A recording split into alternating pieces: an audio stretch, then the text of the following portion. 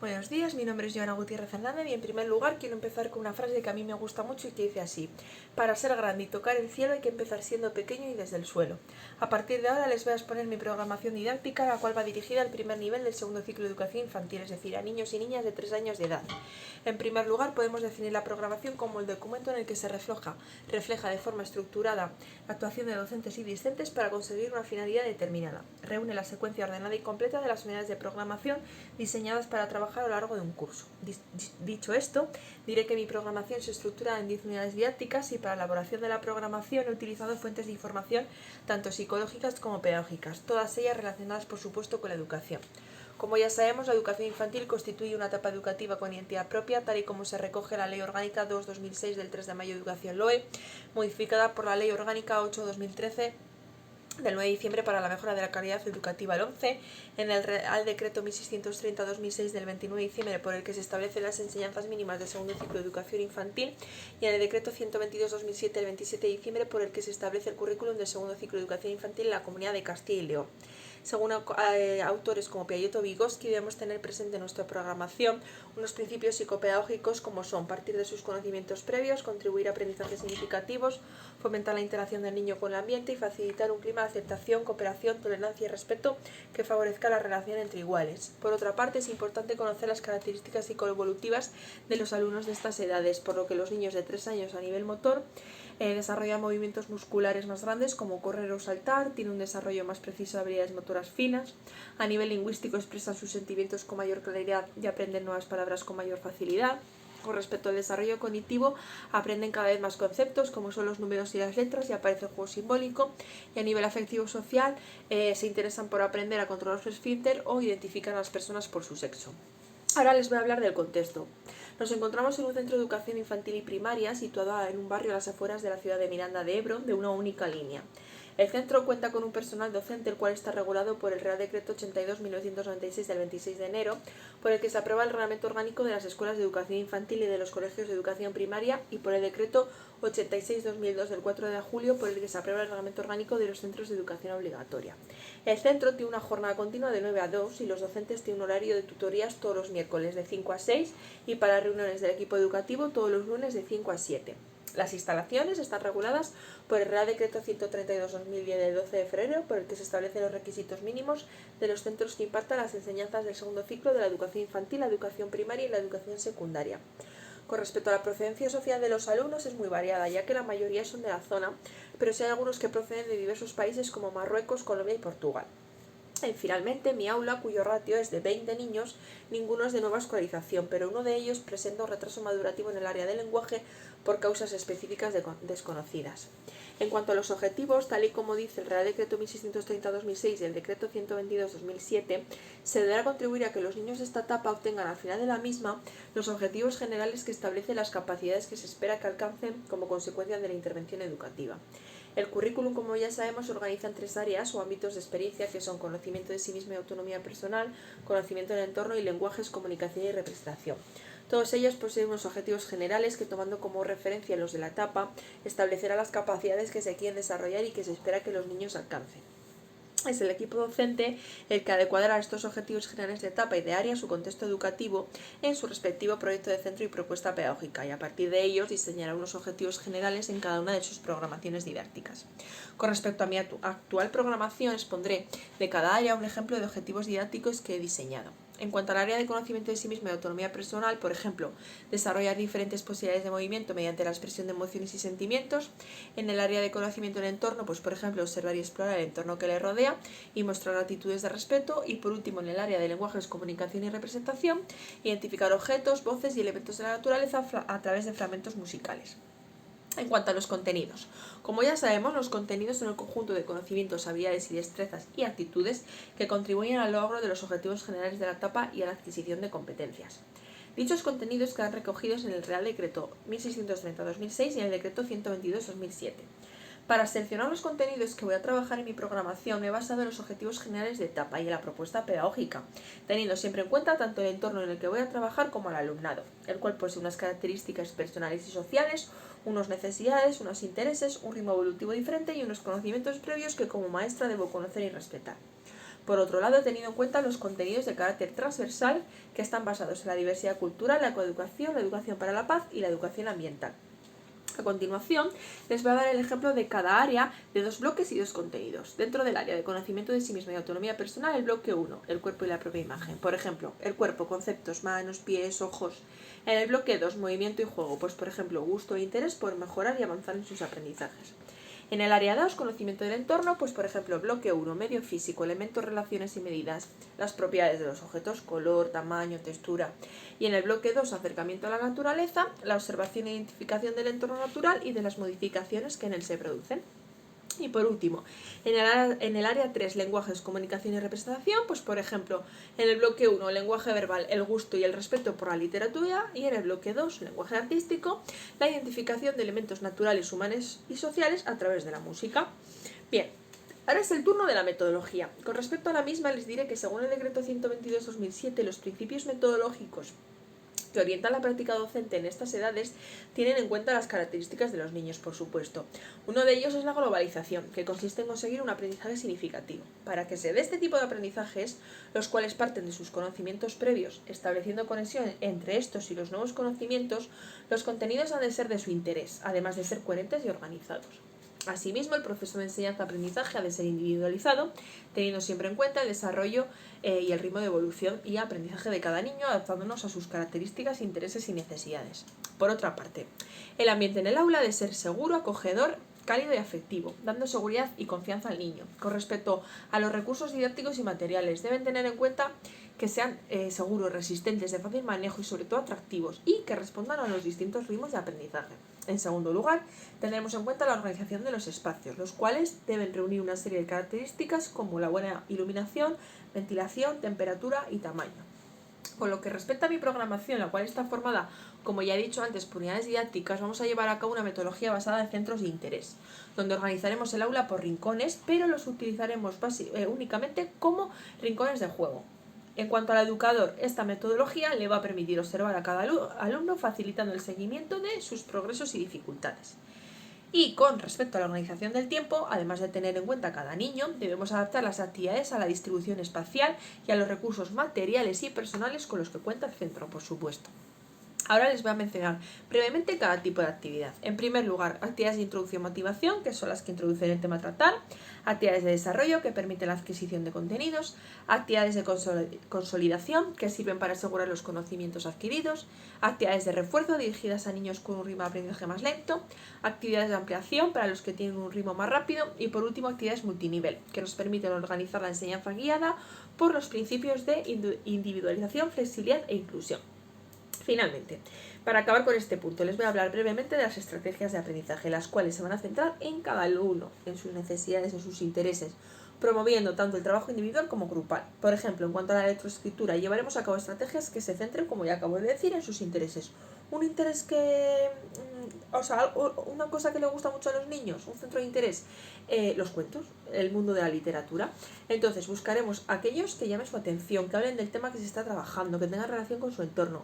Además, partiremos del conocimiento de su nombre y de sus compañeros, para que se familiaricen con ello, lo reconozcan y conozcan las letras que lo forman.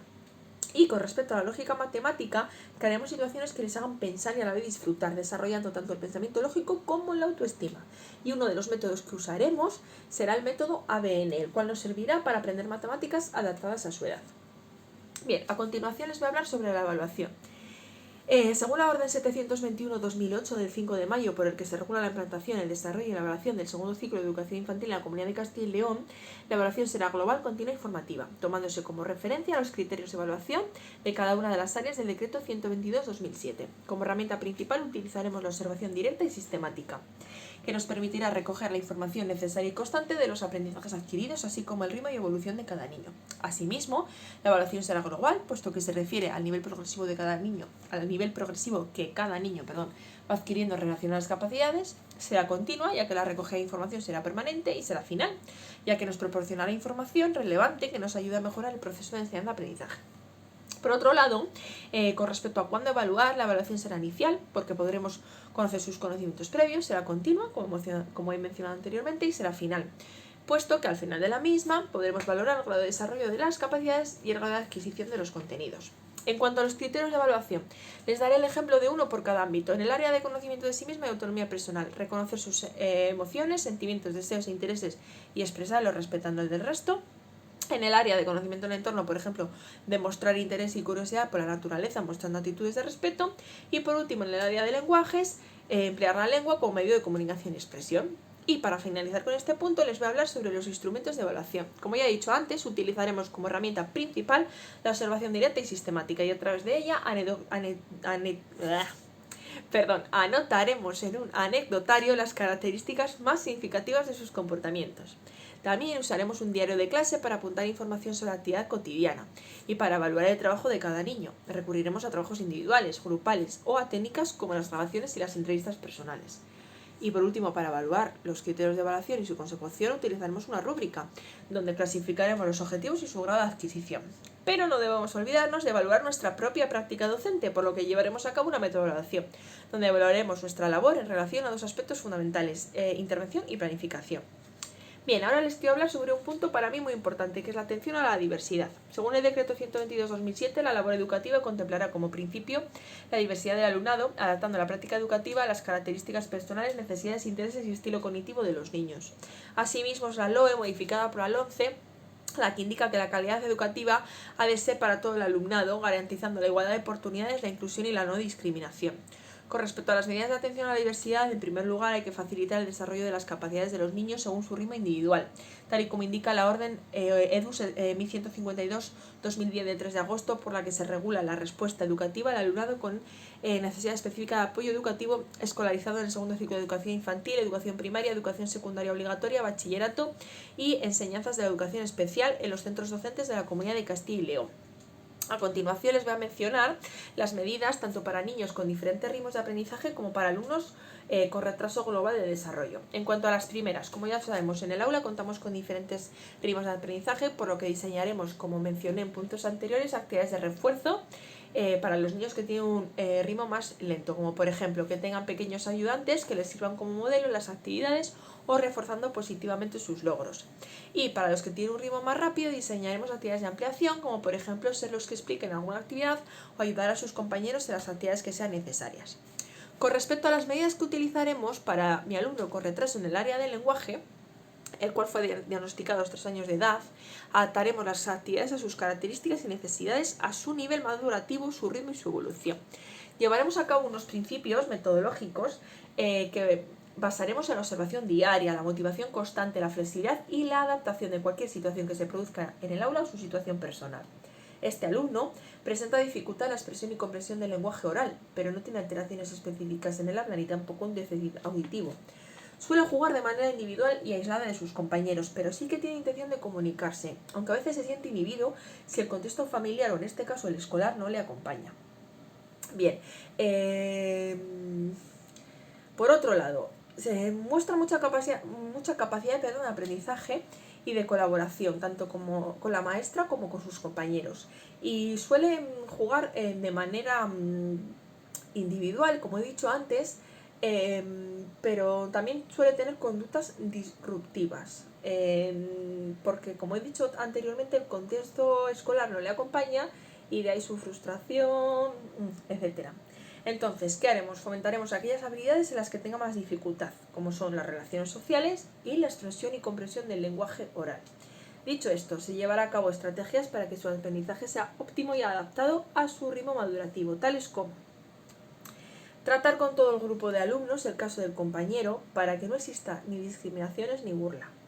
Incentivar a los niños con un ritmo de aprendizaje más rápido, colaborar ayudando a este niño en las actividades que se realicen en el aula.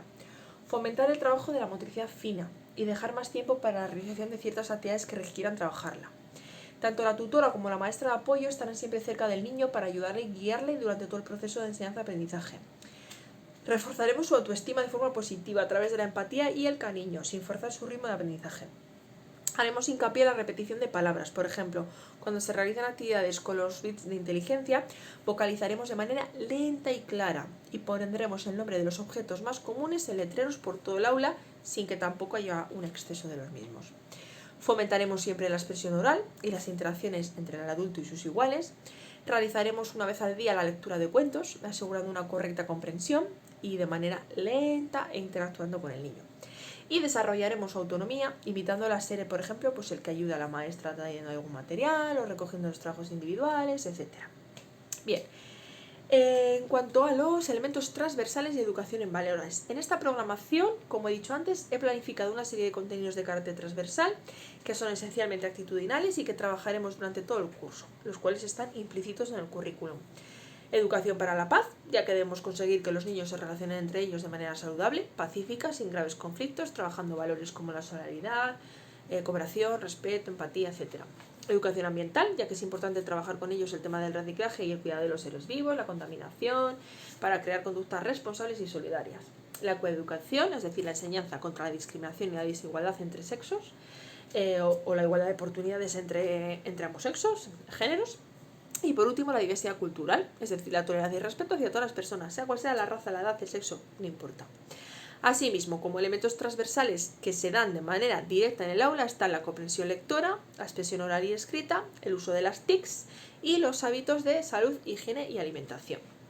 Vale, finalmente les voy a hablar de mis unidades didácticas. He programado 10 unidades didácticas. La primera de ellas se titula Bienvenidos al cole, en la cual tras el periodo de adaptación conoceremos el nuevo entorno desde que vamos a trabajar, a través de la interacción con los demás, adquiriendo las normas de comportamiento social, aprendiendo nuevo vocabulario, los estados de ánimo que supone esta nueva experiencia, etc. Esta unidad comenzará, como no, en septiembre, en el primer trimestre del curso y durará 16 días lectivos. La segunda unidad se titula Conozco mi cuerpo, trabajaremos todo lo relacionado con el cuerpo durante el mes de octubre, y la tercera unidad se llama Noviembre Dulce y trabajaremos el tema de la alimentación y los hábitos más saludables para nuestro cuerpo en relación a este tema, la cual se realizará en el mes de noviembre, como su nombre indica. Y para finalizar el tercer trimestre trabajaremos una unidad en diciembre, la cual se llama Dulce Navidad, donde conoceremos todo lo relacionado con estas fiestas tan célebres. En el segundo trimestre trabajaremos otras 3 unidades didácticas. La primera de ellas, en el mes de enero, se titula La familia mola y veremos todos los tipos de actividades, de todos los tipos de familias existentes en nuestra sociedad, respetando cada una de ellas, así como la suya propia. En el mes de febrero trabajaremos una unidad que se llama Yo quiero ser, donde vamos a trabajar el tema de las profesiones de manera divertida. Y para finalizar el segundo trimestre, en el mes de marzo, trabajaremos una unidad que para mí es muy especial, puesto que vamos a conocer las diversas culturas del mundo, trabajando así la diversidad, que tiene por nombre Bonitas Culturas. Y por último, en el tercer y último trimestre, vamos a trabajar en el mes de abril una unidad que se llama Queridos Animales, para conocer los animales. En mayo trabajaremos el tema de la ciudad y las calles, que se llama La ciudad, mi calle. Y acabaremos el curso en junio con una unidad didáctica titulada Qué bonito es viajar, donde conoceremos todos los medios de transporte. Asimismo, voy a finalizar mi exposición, mi primera parte de la exposición de la programación, mencionándole una de las referencias bibliográficas en las que me he basado para llevar a cabo esta programación, como es el libro de Franco Fraboní del año 1989, que se titula La educación del niño de 0 a 6 años, de la editorial Cincel en Madrid. Y no quiero acabar esta primera exposición sin decirles que la etapa infantil comprende los primeros años de vida de una persona, los cuales son cruciales para su desarrollo integral. Es la primera apuesta que les llevará no solamente al crecimiento físico y personal, sino al maravilloso mundo del aprendizaje, de la interacción con el mundo que les rodea. Dentro de este mundo del aprendizaje, los niños y niñas desarrollarán todas sus capacidades, tanto intelectuales como motoras, afectivas, sociales, lingüísticas. Aprenderán a desenvolverse en el medio, a relacionarse con el adulto y a relacionarse con sus iguales. En definitiva, seremos los maestros los encargados de crear a cada niño, brindándole la oportunidad de ser, de vivir, de jugar, de disfrutar, de aprender. Me gustaría citar una frase de Hesíodo que dice así: la educación ayuda a la persona a aprender a ser lo que es capaz de ser. Muchas gracias por su atención en esta primera parte de la programación, y ahora me dispongo a exponer la unidad didáctica del segundo trimestre. Es la unidad didáctica número 5, se titula La familia mola, y en ella vamos a trabajar todo lo relacionado con la familia y los distintos tipos de familia que existen en nuestra sociedad en la actualidad. Familia nuclear, familia extendida, familia monoparental, familia homoparental, familia adoptiva y familia ensamblada. El principal objetivo de esta unidad es que los niños interioricen el valor de la familia y la respeten, tanto la suya como la de los demás. A modo recordatorio diremos que nos encontramos en un colegio de educación infantil y primaria situado en las afueras de Miranda de Ebro, el cual es de clase media. En el aula cuento con 20 niños, concretamente 11 niños y 9 niñas de 3 años de edad, de los cuales uno de los niños presenta un retraso madurativo en el área del lenguaje por causas específicas desconocidas. En cuanto a la ubicación en el currículum, dentro del decreto 122-2007 se encuentran los objetivos generales de etapa en los cuales me he basado para llevar a cabo esta unidad didáctica, que son 3 de ellos. B. Construir una imagen positiva y ajustada de sí mismo y desarrollar sus capacidades afectivas. El D. Observar y explorar su entorno familiar, natural y social. Y el E. Relacionarse con los demás y adquirir progresivamente pautas elementales de convivencia y relación social, con especial atención a la igualdad entre niñas y niños, así como ejercitarse en la resolución pacífica de conflictos. La unidad que a continuación voy a presentar hace referencias a, dentro del área 1, conocimiento de sí mismo y autonomía personal, concretamente el bloque 1, el cuerpo y la propia imagen, y el bloque 3, la actividad y la vida cotidiana. Dentro del área de conocimiento del entorno, el bloque 3, la cultura y la vida sociedad, y dentro del lenguaje, del área de lenguajes, comunicación y representación, bloque 1, lenguaje verbal, bloque 2, lenguaje de las tecnologías de la información y la comunicación, bloque 3, lenguaje artístico, y bloque 4, lenguaje corporal, aunque el tratamiento será globalizado. En cuanto a los objetivos didácticos, he programado 9 objetivos didácticos, que son valorar la importancia de la familia, identificar los sentimientos hacia la familia, participar activamente en actividades relacionadas con la familia, conocer los distintos tipos de familia existentes en nuestra sociedad, identificar a los miembros de cada familia y sus roles, mostrar respeto y tolerancia por todos los tipos de familia y por la suya propia, utilizar la lengua oral, corporal y plástica para comunicarse y expresar sus sentimientos y vivencias, comprender y usar vocabulario referido a la familia y elaborar un cuento relacionado con su familia y expresarlo mediante gestos o palabras.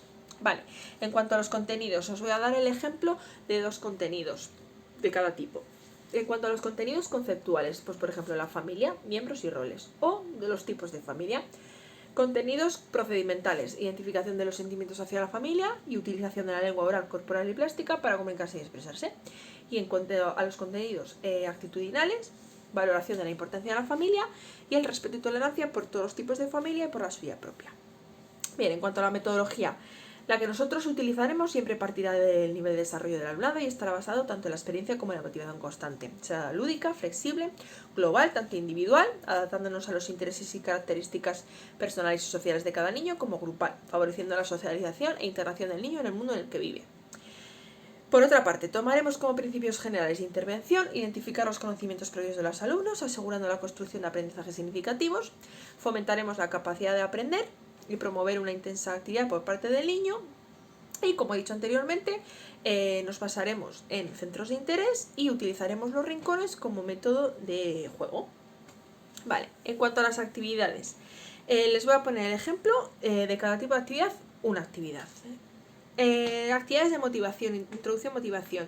Una actividad que se llama Presento a mi familia. La maestra lo que hará es proponerle sacar la foto de su familia que previamente han traído de casa y presentar uno por uno y en voz alta a su familia. Entonces nos dirán el nombre de cada uno de sus miembros, pues Pepe, Pepa, el rol que cumple, mi mamá, mi papá, o mis 2 mamás o mis 2 papás. Y después la profesora le realizará una serie de preguntas sobre la misma, como por ejemplo, pues ¿cuántos hermanos tienes? ¿A qué se dedica papá y mamá? ¿Y quién es más pequeño, tu hermano o tú? Y a continuación les invitará a que se hagan las preguntas entre ellos, los unos sobre los otros, sobre sus familias, y así interactúan. Vale, después, otra actividad de motivación. Mi familia es de otro mundo. Para ello vamos a utilizar este libro. La educadora les reunirá y les contará el cuento de Mi familia es de otro mundo, la cual adaptaremos a su edad, por supuesto, con el objetivo de que vayan conociendo que existen diversos tipos de familia en nuestra sociedad y que todas son igual de valiosas e importantes, por lo que debemos respetarlas. Entonces, ¿qué haremos? Antes de empezar el cuento, la profesora les mostrará la portada del libro y les irá haciendo preguntas sobre la misma, pues qué ven, qué les parece, si alguno de ellos tiene también 2 mamás, o si vive con 2 papás, o si conoce a alguien que tenga una familia distinta a la suya. Después, durante la lectura, lógicamente, también les irá realizando preguntas sobre la misma y cuando finalice el libro les preguntará pues qué les ha parecido, si a ellos les gustaría tener una familia de las que vienen en el cuento, de 2 mamás o 2 papás, o algún tipo de familia de las que hemos visto, si les gustaría tenerla. Bien, en cuanto a actividades de desarrollo, creo mi propio cuento. En las mesas de trabajo, las cuales están divididas por grupos de 5, la maestra les proporcionará de manera individual a cada uno materiales como cartulinas, rotuladores, lapiceros y pegamento. ¿Para qué?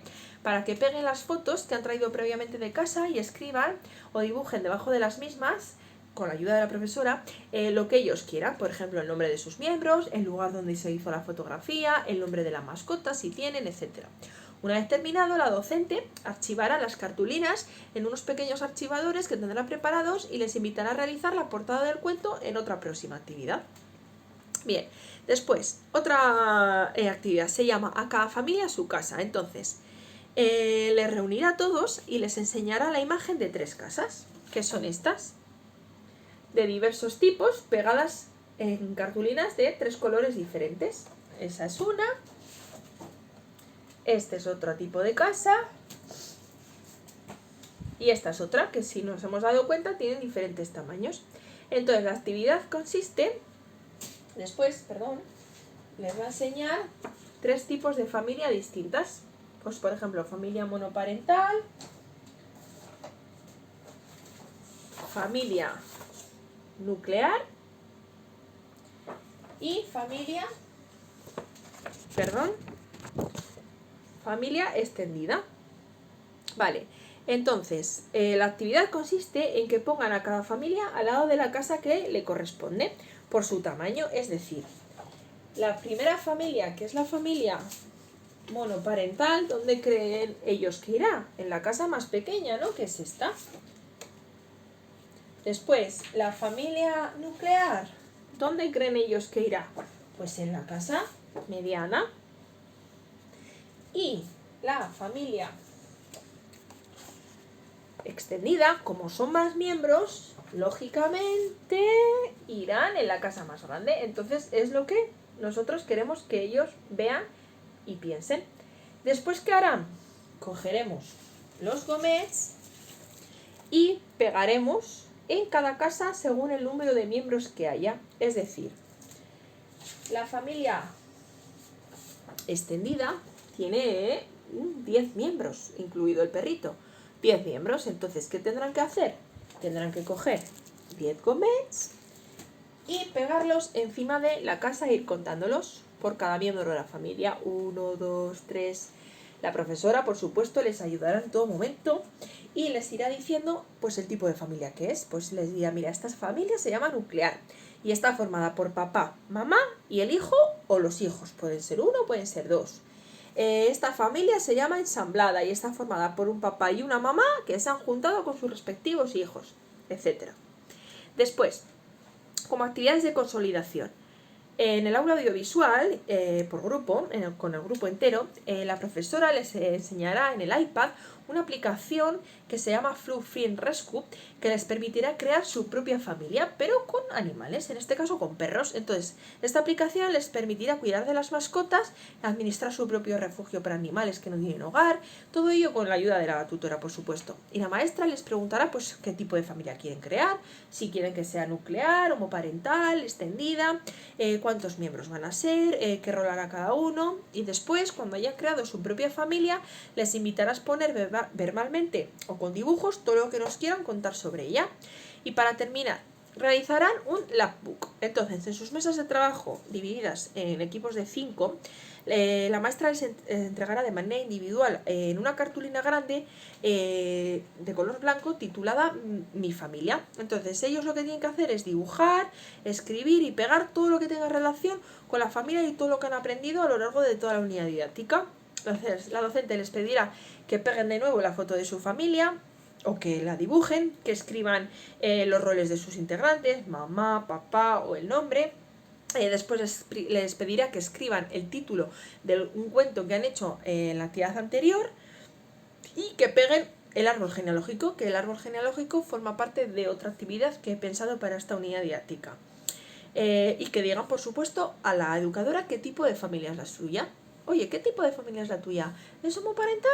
¿Es ensamblada? ¿Es extendida? ¿Qué tipo de familia es? También les permitirá pegar recortes de revistas que ellos consideren que tienen relación con su familia. Por ejemplo, una casa. Pues mira, esta casa es pequeña y se parece a la mía. La recortamos y la pegamos. O una playa. Pues yo siempre me voy de vacaciones con mi familia a la playa. Pues pegamos la playa.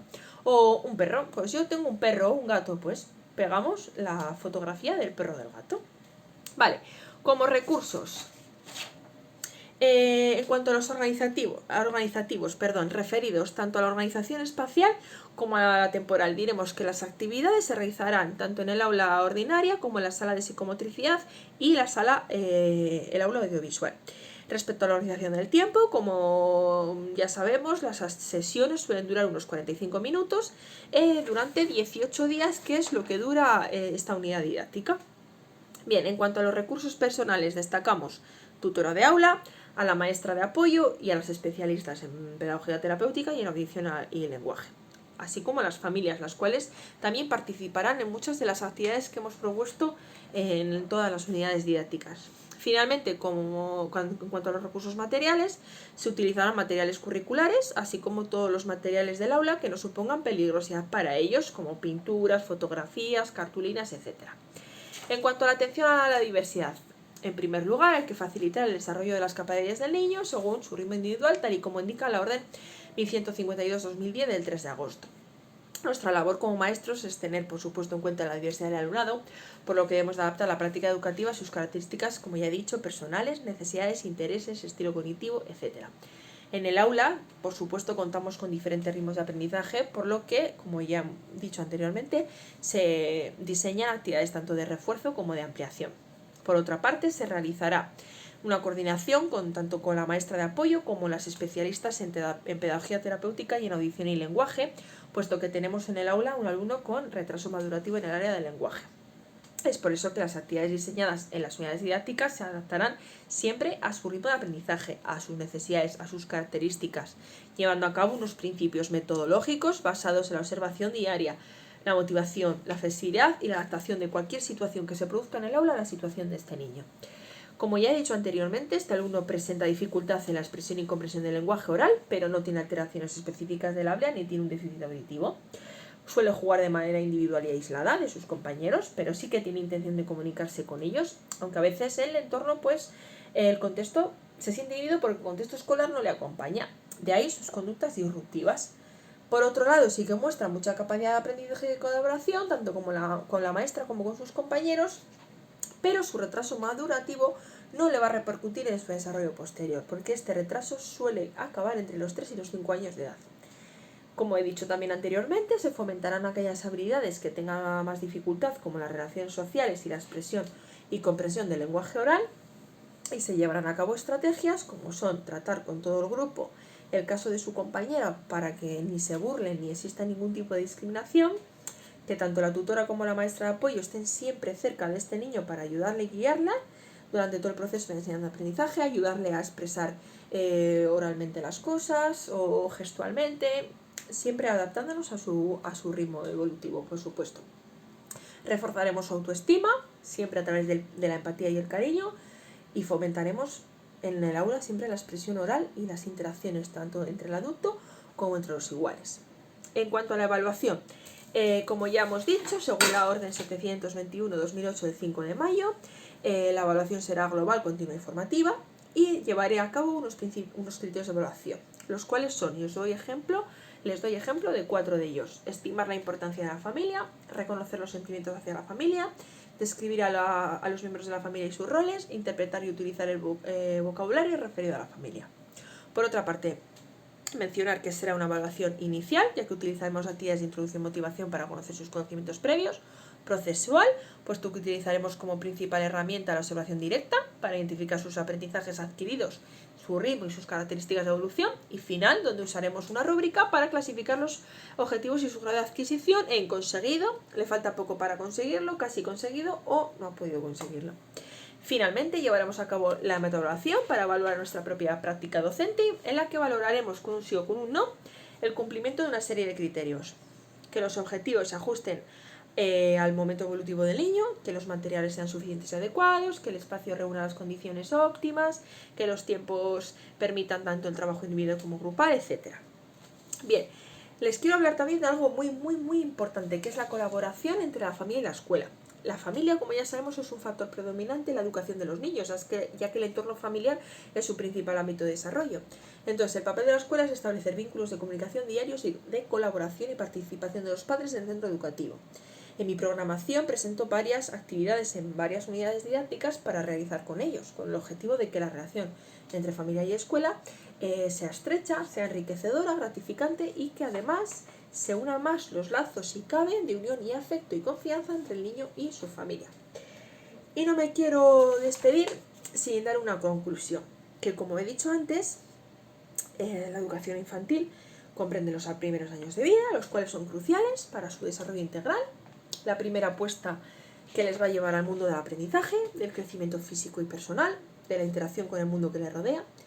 Pero no quiero olvidarme de decir que la familia es una parte fundamental de nuestra vida, ya que es nuestra principal fuente de vida, de amor, de educación, de valores que debemos cuidar y valorar.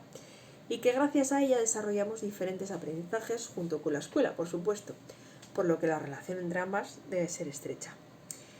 Y hay una frase muy importante para mí de Rousseau que dice así: lo que uno ama en la infancia se queda en el corazón para siempre.